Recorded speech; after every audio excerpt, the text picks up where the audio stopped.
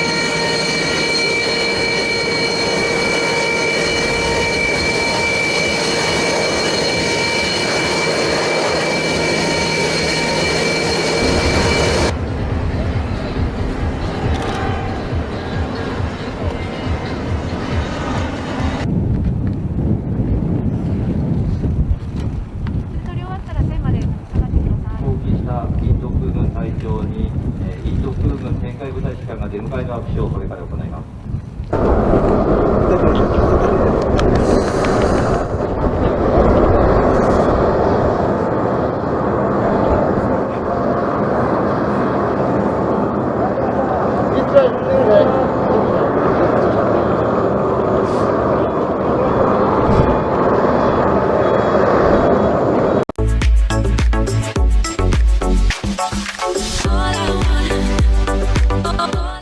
पहला कमेंट है शू का।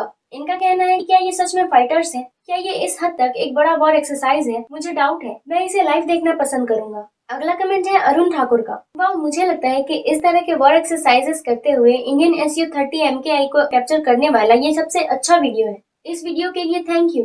अगला कमेंट है विंड का। ये कहते हैं कि ये बहुत आर्टिस्ट्री वाली मशीन है। अगला कमेंट है 2 years 1 month का। ये कहते हैं कि मुझे जापान में लगभग 200 विमान चाहिए। अगला कमेंट है राहुल कुमार का। इंडिया और जापान के कॉमन एनिमी है, हम मिलकर काम कर सकते हैं, मिलकर लड़ सकते हैं, इस रिलेशन में लॉन्ग टर्म पोटेंशियल है। अगला कमेंट है नेचर लवर बैक बेंचर का। सबक सिखाने के लिए इस मशीन को ट्राई करना है। हाल ही में हुई दुर्घटना शिकोई और मिराज डीप कंडोलेंस है। अगला कमेंट है इचियाशु का। मुझे लगता है कि फ्लैंकर सीरीज दुनिया में सबसे खूबसूरत लड़ाकू विमान है और ये वॉर एक्सरसाइज फ्लैंकर सीरीज के लिए यूनिक है। 57 फेरन भी बना सकते हैं। मैं अक्सर वीडियोस में वेस्टर्न फाइटर्स ज्यादातर F-22 रैप्टर को ग्रेट मैन्यूवरबिलिटी कहते हुए देखती हूँ, लेकिन उनमें से ज्यादातर इक्वल है। ये सिर्फ कोबरा वॉर एक्सरसाइज कहे जाने वाले नानचट्टे वॉर एक्सरसाइज परफॉर्म कर सकता है। अगला कमेंट है VFR का।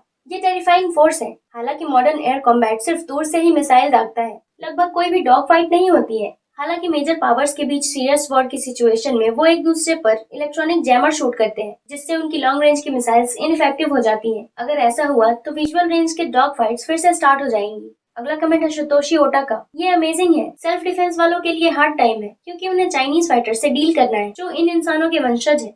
अगला कमेंट है अंशुमन दत्ता का। ये अच्छा है कि इंडिया दुनिया में C-17 टोटल 11 एयरक्राफ्ट यूएस द्वारा IL-76 एयरक्राफ्ट के बजाय C-17 भेजने के बाद ग्लोब मास्टर का दूसरा सबसे बड़ा यूजर है। अगला कमेंट है आर्ट एंड क्राफ्ट का। दोनों कंट्रीज के बीच के बॉन्ड को एक्सप्रेस नहीं किया जा सकता है, ये प्योर है। इंडिया की ओर से जापान के लोगों को ढेर सारा प्यार। इंडिया और जापान के बीच डिप्लोमेटिक रिलेशंस 1952 में स्थापित किए गए थे और दोनों ही कंट्रीज के बीच डिप्लोमेटिक रिलेशन स्थापित होने के बाद दोनों ही कंट्रीज ने ट्रेड और इकोनॉमिक और टेक्निकल कोऑपरेशंस को बढ़ाया और इस रिलेशन को एंजॉय भी किया। और इंडिया और जापान के बीच कल्चरल एग्रीमेंट पर 1956 में साइन भी किया गया था। इंडिया में जापान की इमेज हिस्टोरिकली पॉजिटिव है और जापानीज लोग भी इंडिया को काफी रिस्पेक्ट करते हैं और दोनों कंट्रीज के बॉन्ड काफी समय से अच्छे हैं और उम्मीद है कि ये इसी तरह अच्छा ही रहेगा।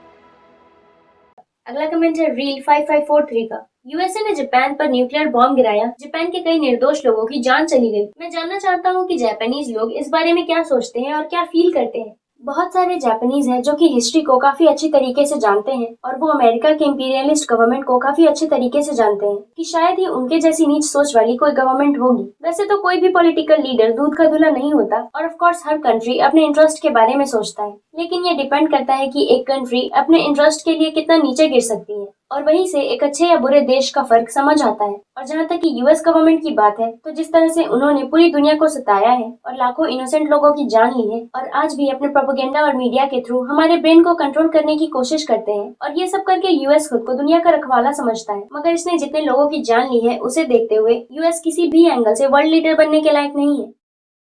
And if there is a country that has committed unspeakable atrocities in the world, it is the United States of America. They don't care.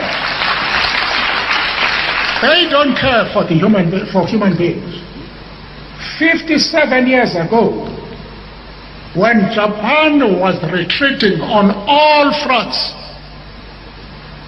they decided to drop the atom bomb in Hiroshima and Nagasaki, killed a lot of innocent people who are still suffering from the effects of those bombs. Those bombs were not aimed against the Japanese. They were aimed against the Soviet Union to say, look, this is the power that we have. If you dare oppose what we do, this is what is going to happen to you. Because they are so arrogant, they decided to kill innocent people in Japan who are still suffering from that. Who are they now to pretend that they are the policemen of the world? अगला comment है Ariane 3011 का। हम यहाँ India में Japan के लिए जबरदस्त respect और अपने दिल में अपने जापानीज भाइयों के लिए अच्छी भावना रखते हैं। अगला कमेंट है आलोक त्रिपाठी का। इनका कहना है कि इंडिया और जापान सबसे पुरानी और सबसे बड़ी सभ्यता है। इंडिया और जापान हमेशा से एक शांत और संतुलित भविष्य के निर्माण में सबसे आगे रहा है और ये आज भी ऐसे ही है। इंडिया और जापान के एक्सरसाइज हो रहे हैं और इंडिया और जापान की फ्रेंडशिप का काफी लंबा इतिहास रहा है जो कि स्पिरिचुअल एफिनिटी और स्ट्रॉन्ग कल्चरल और सिविलाइजेशनल टाइज में रूटेड है और बौद्ध धर्म से आई हुई इंडियन कल्चर का जापानीज कल्चर पर बहुत प्रभाव पड़ा और यही रीजन है जो जापान के लोगों को इंडिया के क्लोज लाती है। अगला कमेंट है राजा मनोहर का। ये कहते हैं कि इंडिया शिंजो आबे को मिस करेगा। शिंजो आबे जापानीज हिस्ट्री में लॉन्गेस्ट सर्विंग प्राइम मिनिस्टर थे। उन्होंने हमेशा इंडिया के साथ जापान के स्ट्रेटेजिक रिलेशंस को स्ट्रॉन्ग करने के लिए टॉप प्रायोरिटी दी है और उन्होंने इंडिया के एक लीडिंग जापानीज एक्सपर्ट के according bilateral civil nuclear deal और एक की ट्रेड एग्रीमेंट पर साइन करने और नई दिल्ली को क्वाड ग्रुप में शामिल होने के लिए राजी करने जैसी हिस्टोरिकल पहल की। वैसे ये एक्सरसाइज जापान और इंडिया के बीच मिलिट्री टाइज को बढ़ावा दे सकती है और जापान और इंडिया इसी तरह मिलकर काम कर सकते हैं और इसी तरह दोनों कंट्रीज के बीच रिलेशन स्ट्रॉन्ग होंगे। तो आज के इस वीडियो में इतना ही। मिलते हैं अगले वीडियो में। Thank you.